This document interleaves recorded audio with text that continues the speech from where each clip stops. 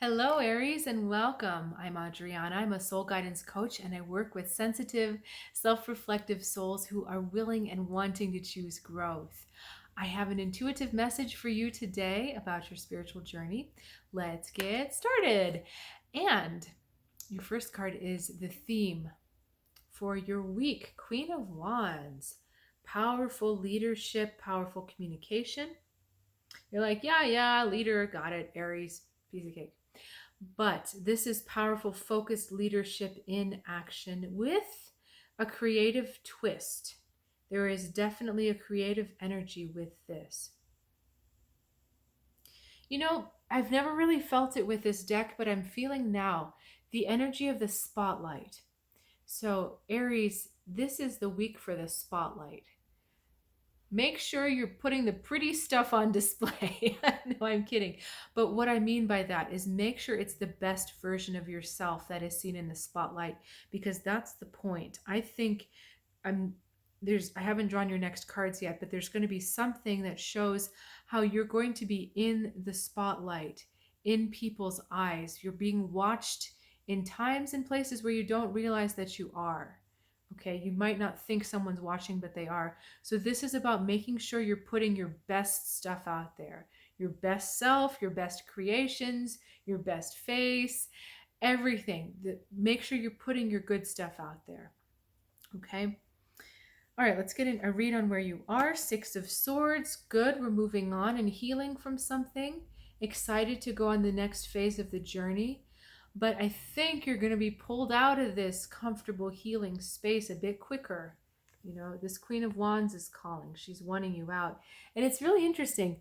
This woman figure here is looking at the dawn of a new day, that excitement, and all of that dawn color, that yellow, is kind of around here. So, yeah, again, you're going to be pulled out into the spotlight faster than you think.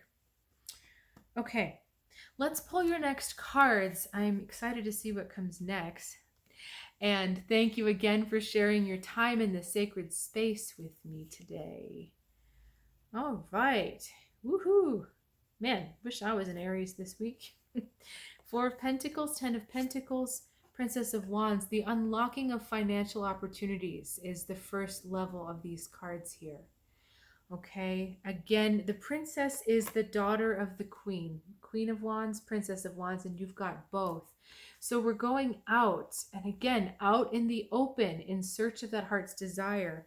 So as you're doing this, as you're being very genuine and vulnerable with your best self, and Aries, I'm trying to think about how to say this. There's a part of you that's new, that you know is very new, and it's a very positive part of you. It's the part of you that you want to keep, but again, it's very new. So you may have a bunch of old habits, old patterns in your identity that you're kind of like, yeah, I want those to go. And so you may feel like it's a very small part of your whole that you're actually putting out there. So if you've had to redo a lot of things about yourself, if you've worked on yourself and you're shifting and changing, there may be only a small part of you that feels like it's done or feels like it's ready to come out, ready to be shown. Let me see if I can get a different metaphor for this.